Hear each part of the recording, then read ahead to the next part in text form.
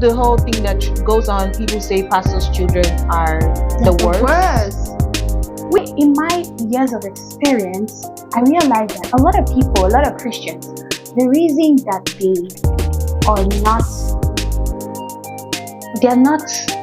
they're not really, really serving God in the right pattern is the lack of focus. Right. Tell the funny thing, if you can't say it to my face, you have a problem.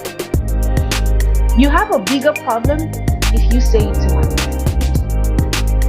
And then you have the biggest problem if you gossip to the next church member about it. And then you need Jesus in addition to that. Hello, and another episode of Listen to Become. Sitting right in front of you, we have your host with the most, Barbara. And sitting right next to me is Anne. Thank you once again for coming. Thank you for having me. So we're just going to get right into it. You know me, no time to waste. Our topic for today would be, how has having a parent that is a pastor affected your life? So I'm going to tell you guys, because a lot of persons don't know we are pastors' children. Yes. And we might not look it, but meet us inside. So, being a pastor's child, yeah, it comes with a lot. And I must say, it is not easy. Because the expectations of the people, the audience, congregation, everything, name it, that is not living under the same roof with us is too much, honey. And a lot of pastors' children can relate. Now, to those pastors' children that were opportune to not be in the space of, their parents' churches, well, you are lucky, honey, because the experience I had being a pastor's daughter, me in particular, amongst my siblings, I could tell you was, we kept on praying. I kept on praying that, Jesus, I want to leave. I just want to be out of this space. Now, it doesn't have anything to do with my faith.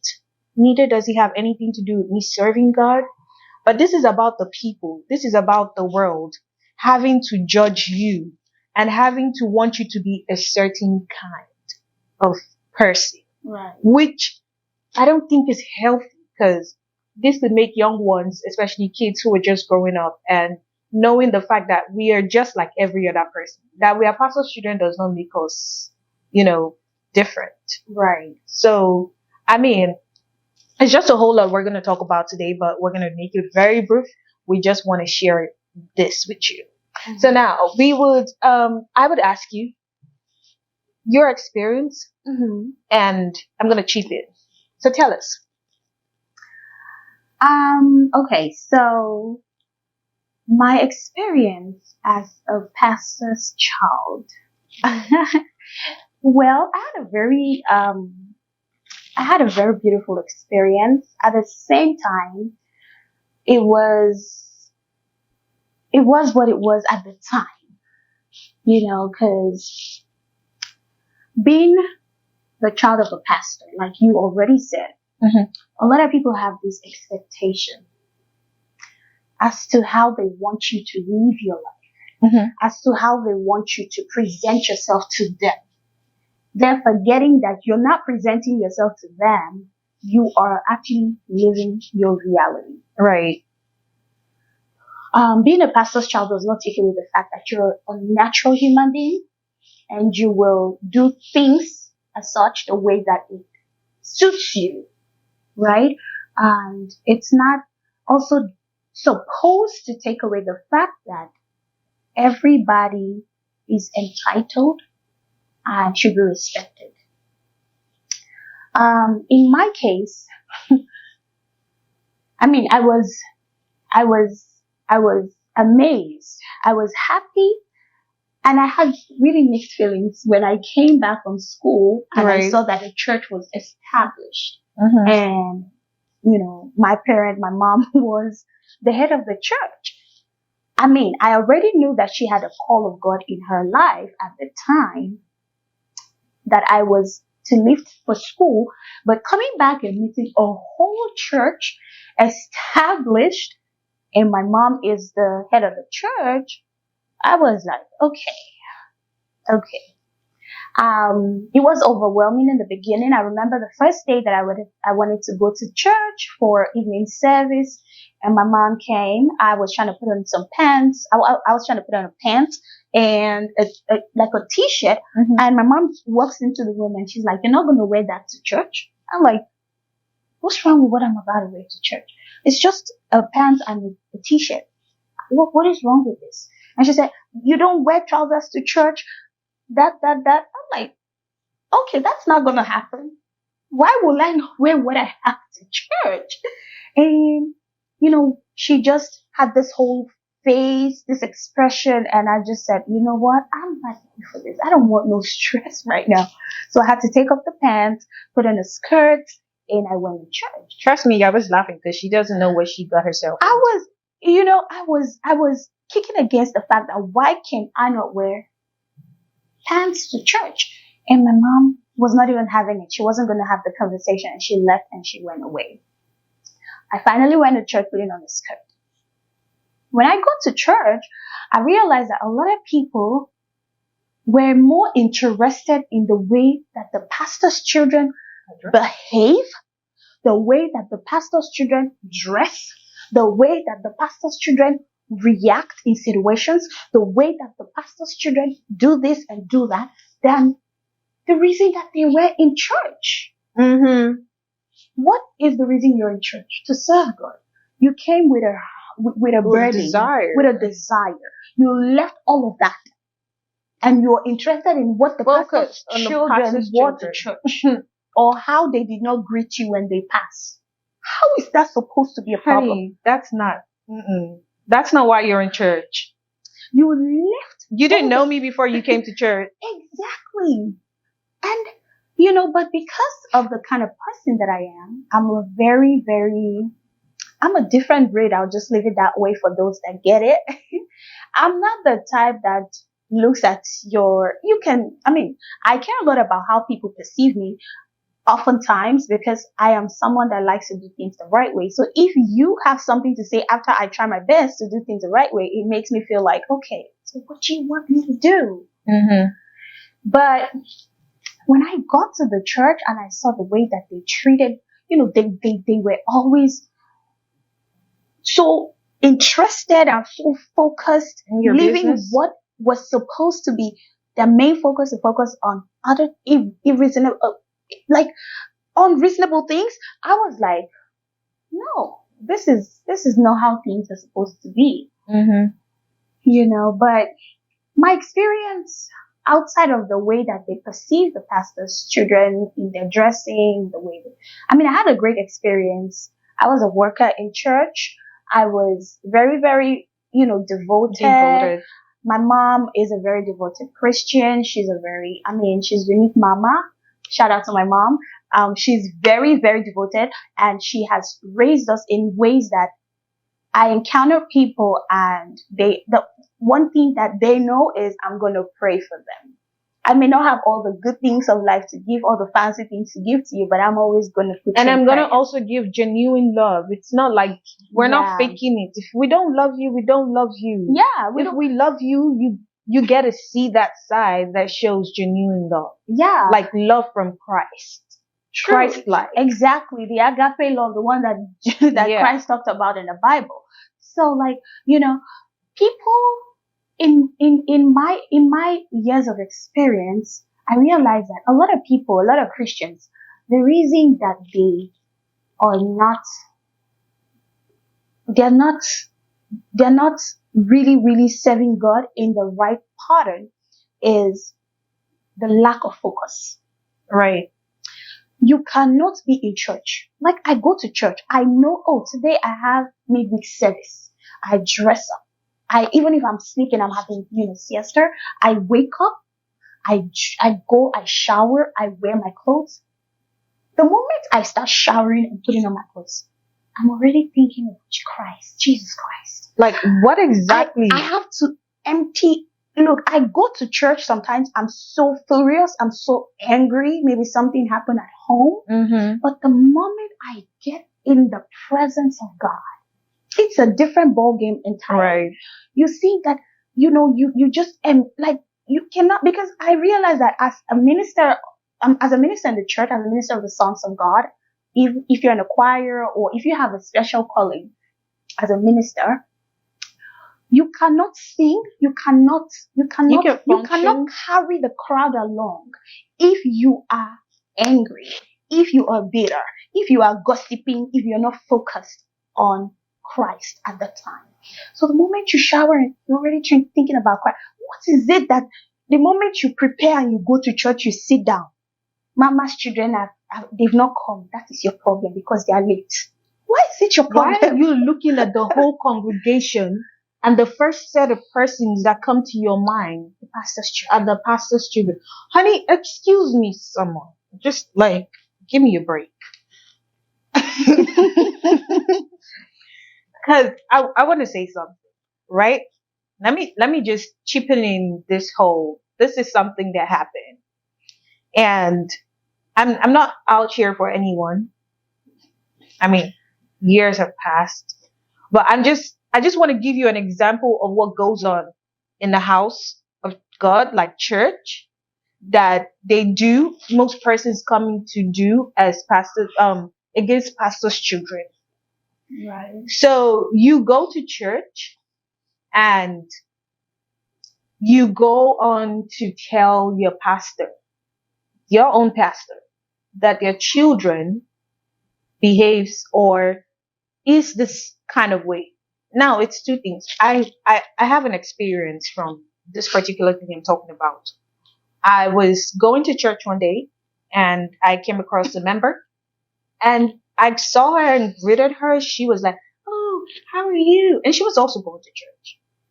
How are you? I think I was coming from work that day, so I came to church by myself. Mm-hmm. Because we all go to church together, but I was coming from work, so I went on my own. And she was like, "How are you?" and stuff like that. And she was so nice to me. Mind you, I said I was coming from work, right? Mm-hmm. And my work is not an office kind of job. It's dress nice, and As a makeup artist. yeah, as a makeup artist. So I dressed up, and I was going to church, and I came across her, and she was like, we exchanged pleasantries, Mm-hmm. and I thought I was greeting somebody. Honestly, sorry to say this. Do you know that she got to church before me? Because I saw someone else, and I was saying hi to the person.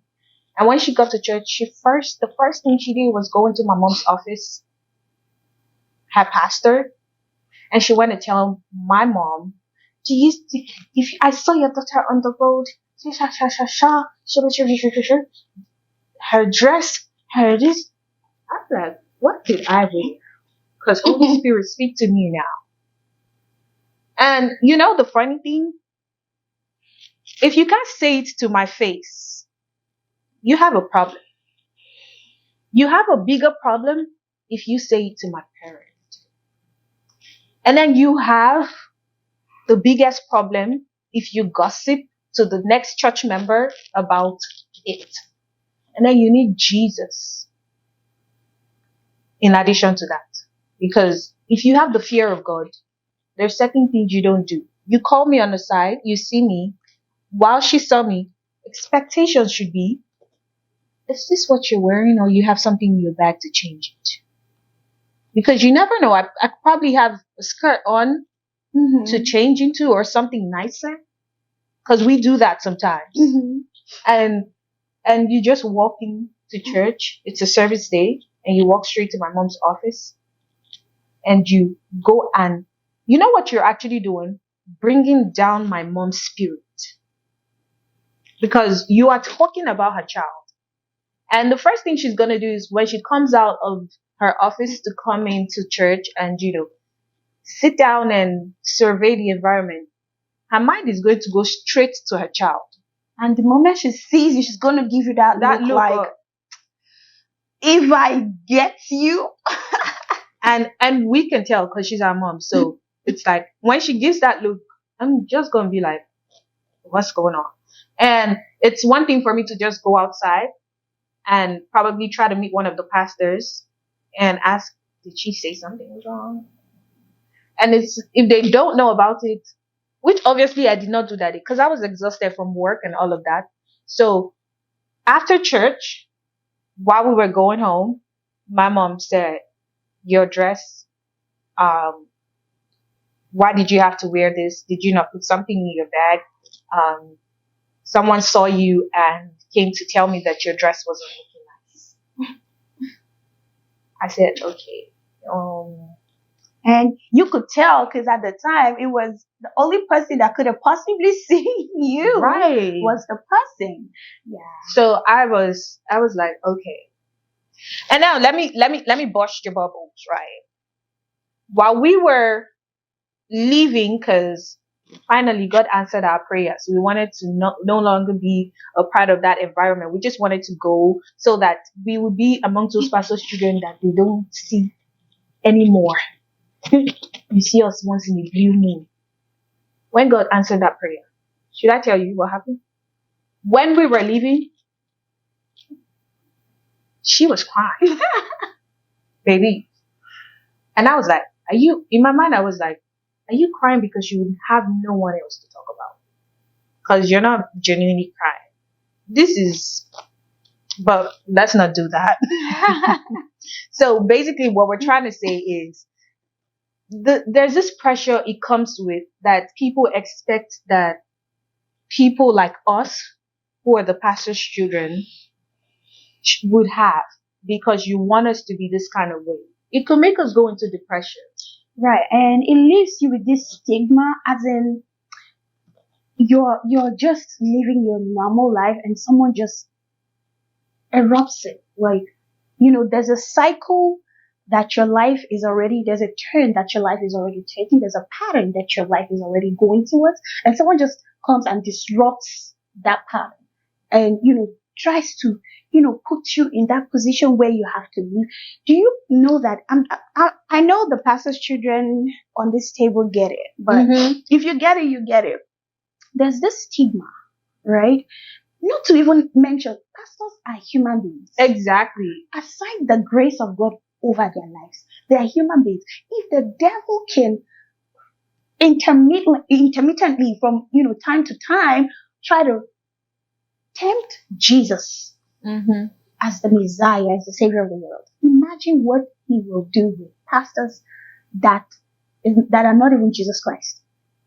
So pastors are human beings. So imagine if you think of pastors as, oh, my pastor is actually a human being.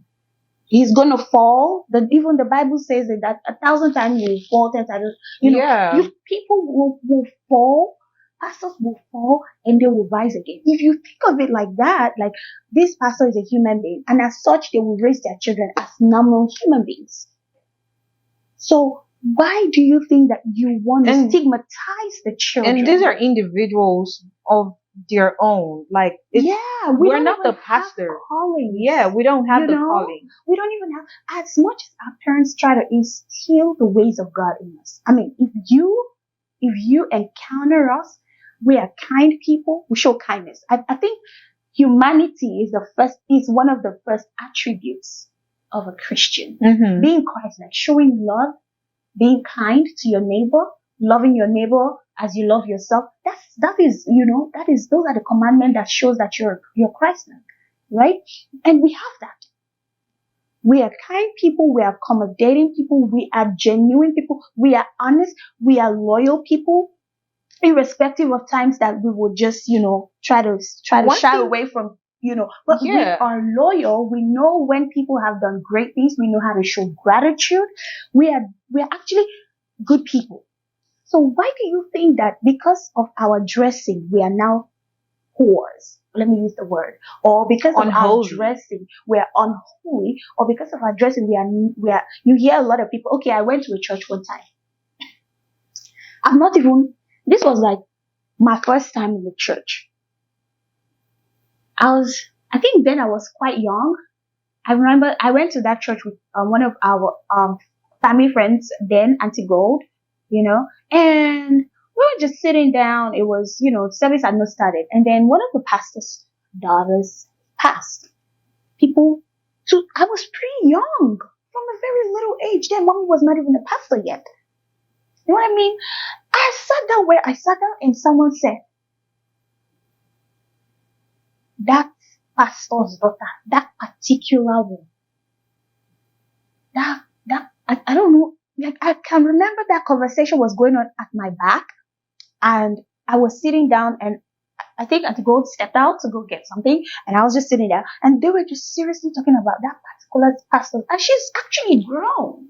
That girl at the time was already in high school, like she was, and she has this really nice body. She's grown. She's not like, she wasn't petite and small like us. We were talking seriously about her and I'm like, I don't even know this girl, but because of the way they were talking, I was really looking at her like, Miss Pastor's daughter. Until I wore the shoe. The girl did nothing. But I was already like, I know. I was already, as a small girl, as a small child, I'm already looking like, in disgust. Like, the things they were saying at the time, when I saw her at the canteen, I went out to buy like something to eat because service was going on. It was an all-night vigil. And I went out to get something and I saw her at the canteen. I put my eyes on her body. Like I was just looking. I don't know what I was looking for in her body. Like I was looking like if I look at her, I'll see all her life. Exactly. Everything that they were talking about. True. No. Some persons come to church. Some persons go to church and they don't even know you. That's the first time. Exactly. And they just, because of something you hear, they start looking at you strange. And some of them don't even want to speak to you. Or some of them you even try to, I mean, we were brought up in a way that when you see someone or when your mom or, parent introduces you to someone, you be nice. You just have to be nice. It's not like we really care because apparently, like we would always say, nobody cares. They don't care about you. They're just because of what they want, they would be all nice. Sorry to say, they would be all nice to the pastors. It's not like they care about the pastor's children. That's why they can say bad things about the pastor's children. Now, it's just like having the whole thing that goes on. People say pastors' children are the worst. We have pastors' children as friends. Look at Gideon and some other ones. Pastors' children as friends. They are the ones that will hold down a congregation, a whole service. We're not even here to even say, but in my mom's church, we would hold down the service. If the singers get tired, we cannot get tired. You know why we can't get tired? Because the congregation, they are looking at us. They've stigmatized us. They've channeled everything. So we cannot give up. We gotta do what we gotta do. And the church of God has to go forward. Whether you're sick, whether you're this or that, in whatever you have to function. Girl, I have an experience. There was a day I was very, very down. As a matter of fact, I had this whole thing going on with me. It was just that time of the month, and I was so down. And guess what? I had come to church and I had not prepared. So I was already in that whole mess at the time. And I just said, okay, I gotta do what I gotta do. Rushed into the bathroom, try to freshen up and all that, and came out. And I was supposed to lead worship. I was the first person. I was supposed to lead worship, and then I was going to give to the next person to lead praise. And I think that day, I don't know if you were there, but I think you were not back from work.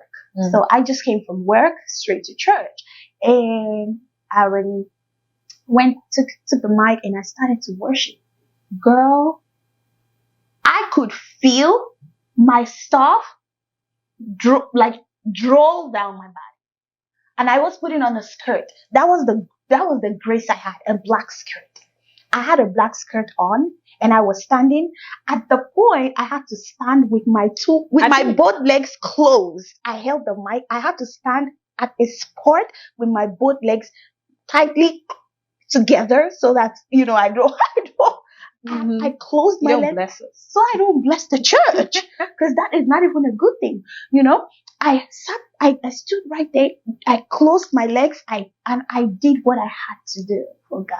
And this is where we give it, kind of we give credit to, the worshipers, the singers, the workers, in fact, in general.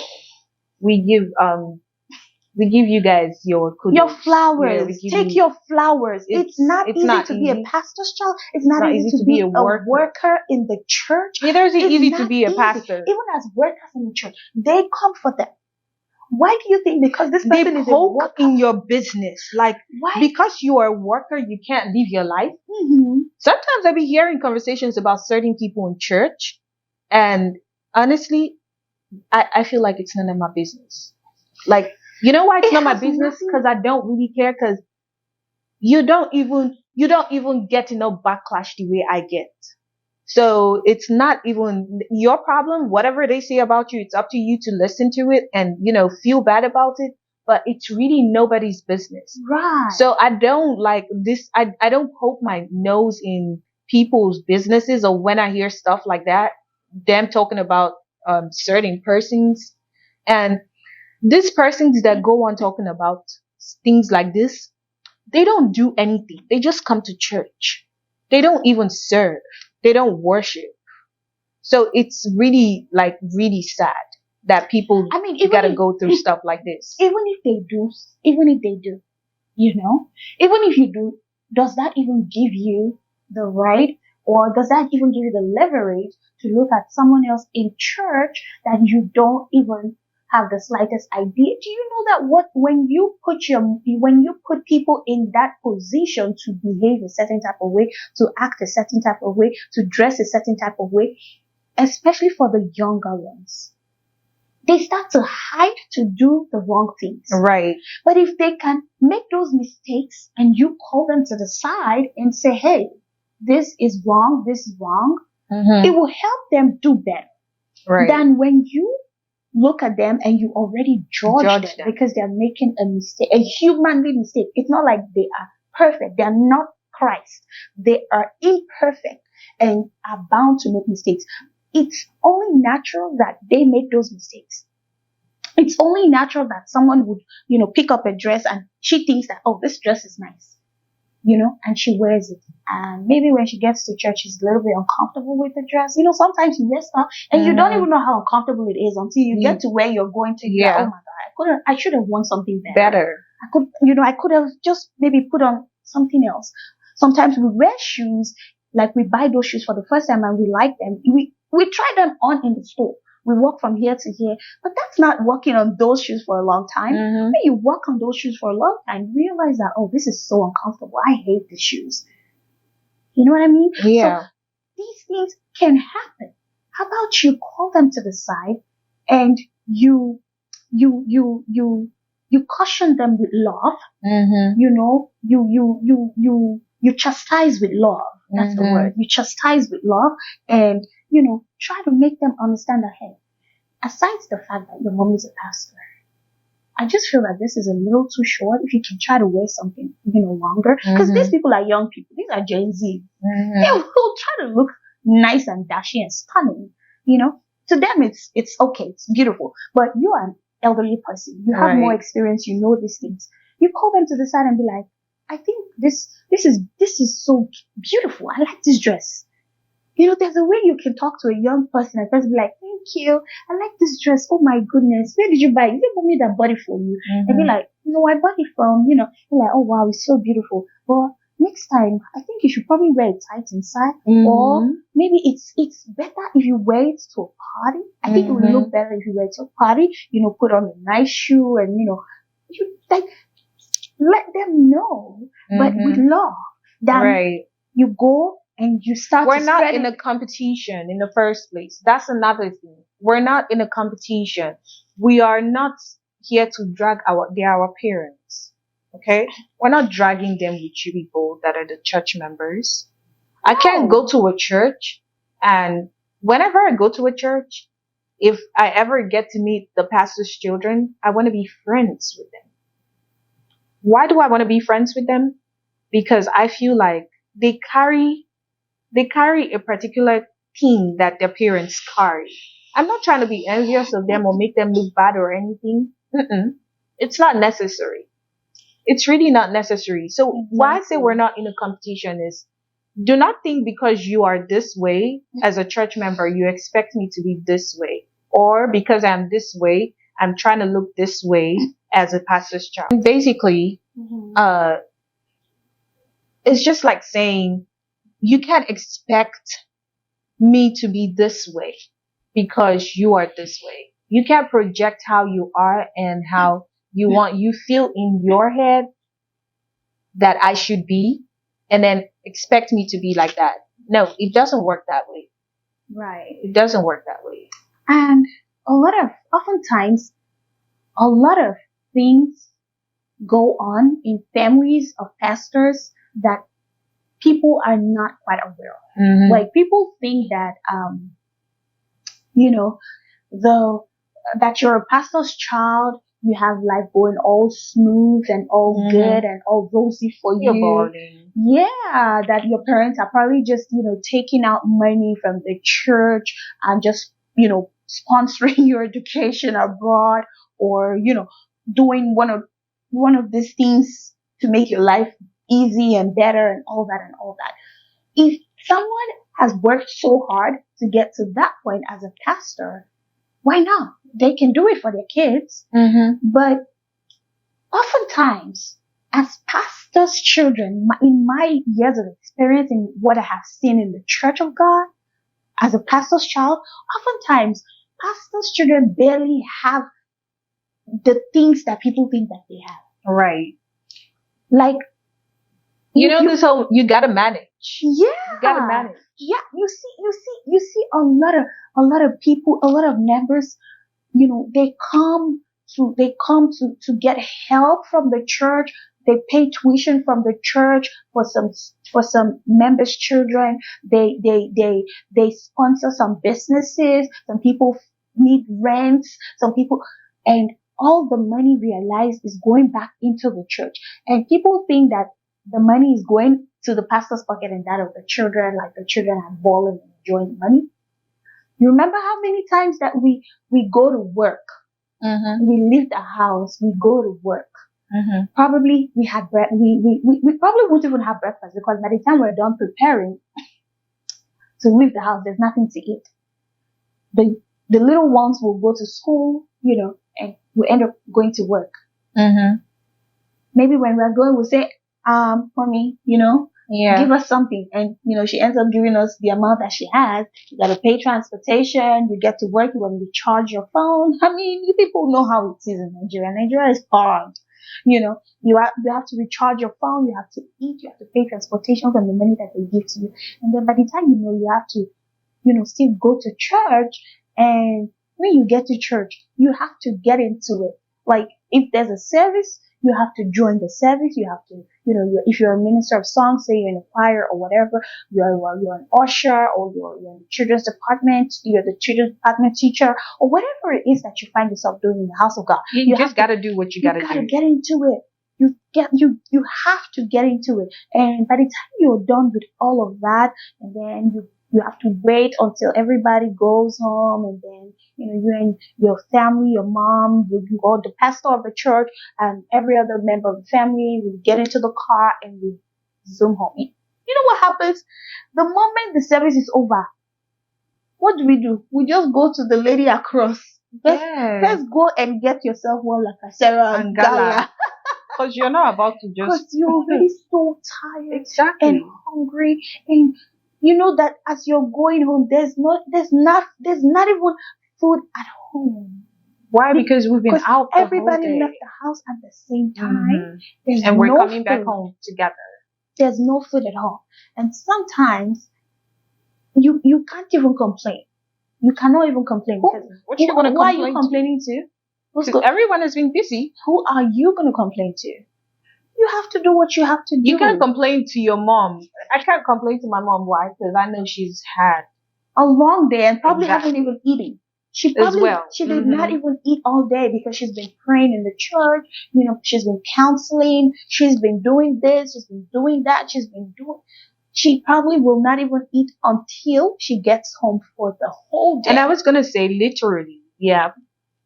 I've seen a pastor. He lives in the tenant house.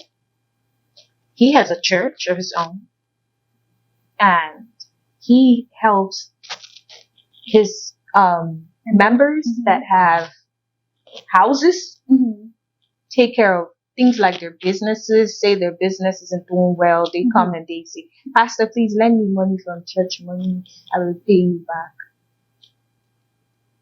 Sometimes you guys don't get it. They don't get it. They don't get to ask for that money. Sometimes they don't even get to pay that money back. I'm saying it's just like naturally borrowing money from someone and not giving the person back. It happens in the church. And your pastors will not be able to come and start fighting you over money. It will look like you can't even help your members. Exactly. That's what it's going to look like. So oftentimes when things like that happen, you see that the pastors will, if they try to reach out, and they don't even take the money. It's not their money. It's from the church's account. So if they take the money from the church's account, the whoever is in charge is going to, keep trying to, mama, papa, or pastor, what's going on? And, they cannot go and fight you if you say you don't have the money. They end up telling them, it's okay, I'm going to, figure out a way to put that back. And they end up putting it back from their own money, their own personal money that has nothing to do with the church. Right. Maybe from their own business or something they have going on the side. They take the money from there and they put it back in the church account because if not, it'll look like you're trying to rob God. You're trying to eat, you're trying to take the and church money and back. It doesn't come to the people who borrowed this money. It comes back to the pastor, the owner of the church, who God laid this thing into their hands. Right. So if there's a problem to face, it would be, God and his child. So, but I mean, this is a total different topic. We don't even want to go into. That is, but you see, you think about it. These are still things that go on, your experience, these are still things that go on in the church. The only reason we're putting it into this conversation is because people out there think pastors' children or pastors' family have it all together. No, they don't. Sometimes pray for your pastors. It's very important. These people go into the church and they pray for you and some of them forget that they have their own problems. Pray for them. And sometimes their problems turn out to be even more than yours. Pray for your pastor's child. You see that child that you have a problem with the way she dresses, the way she does things, pray for her. You never know. Pray for her. There's no need for you to keep talking and, going behind her. It's not necessary. The most important thing is she's not even your problem. He's not your problem. Exactly. They're not your problem. Pray for her. You never know. You never know if it's something that has to do more with her spiritual life. You never know if it's something that it has to do with trauma from the past too. Exactly. Sometimes she might be depressed. Some people can be depressed and the only thing that makes them happy is when they wear a certain kind of dress. They feel, fine and, sexy and confident. Makes them confident in themselves. Yeah, there are people that go into depression and they come out of depression because they are they start to look good, present, True. So you never know what is really going on with people. So how about you channel that energy that you're using to condemn, that energy that you're using to say all the negative things, that energy that you're using to judge? How about you channel that energy and be like, I want to pray for you today. Can I pray for you? And you sit down or you stand up and you hold that child, hold that girl, that boy, hold them down and you pray with them and for them. How about you do that?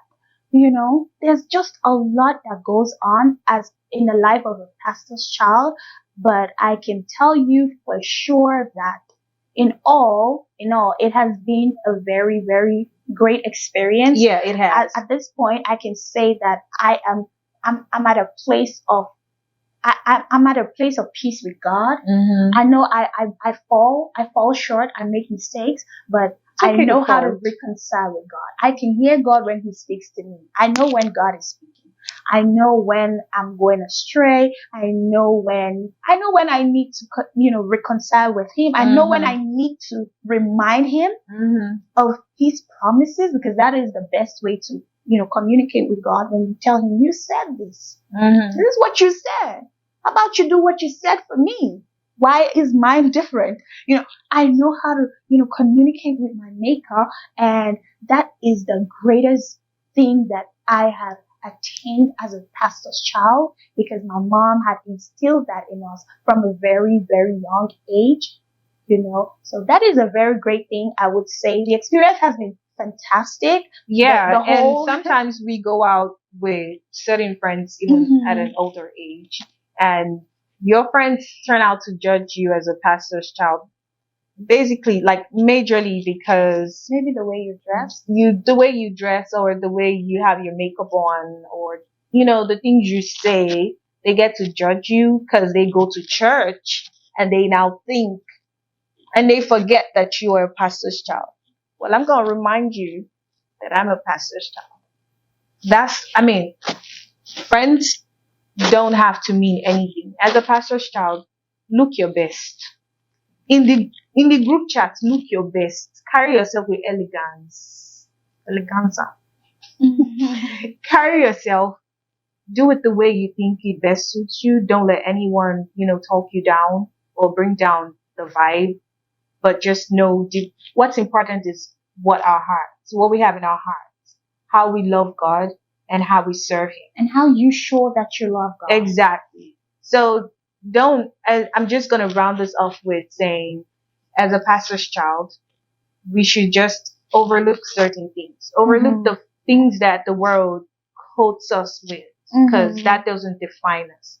And we plead to people out there to be nicer to pastors' children, and be nicer, and go to church and do exactly what's with you there. Now, we're going to close out this. This brings us to the end of Listen to Become and this very topic today. We hope you take in and take out and take whatever, like I would always say. And right here is your host with the most once again. And next to me is Anne. We hope you have a lovely time listening to this. And make sure you like and share. See you next time. Bye. Thank you. Bye.